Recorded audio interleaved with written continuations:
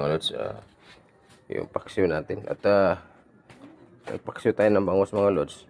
Ayan, at nilagyan natin ng lagyan natin ng talong tsaka ang palaya mga lods.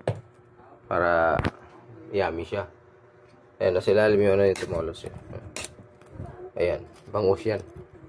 Ayan, mga lods. Mura ang bangus ngayon mga lods. At kaya bumili tayo ng bumili tayo 1 kilo para marami tayong mapapaksyo mga lods. Siyempre, may matitira niya mga lods.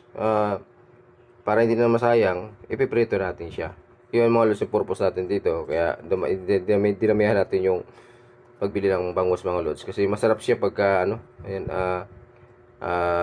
pagkagaling sa paksiw, ipiprito natin siya. Ayan, pero nilagyan din natin ng mga lods, ng talong tsaka ampalaya. Kasi masarap din mga lods, diba? Yummy din yan eh. So, ayan mga lods, tara. Isa lang na natin. Ayan mga lods. Bumili rin tayo ng saging na saba. Ayan mga lods, para mamaya mayroon tayong lalagain mga lods na para sa ating merienda. Ayan. Hindi pa masyadong hilog. Pero, ang ginagawa ko dito mga lods, ginagawa ko siyang dessert. Yung saging na saba. Ayan. Pwede, masarap din kasi yung mga lods pag ginawa natin dessert yun. Pero mamaya siguro, pwede natin ilagay, ang prito lang natin mga lods, no? Ayan, para may merienda tayo. Okay?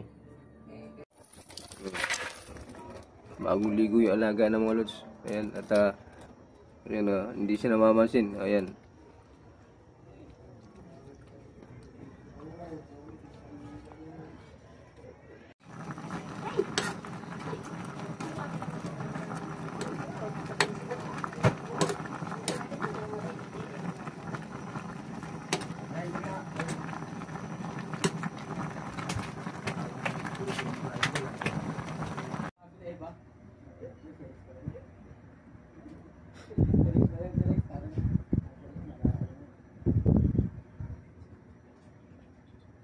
Uy,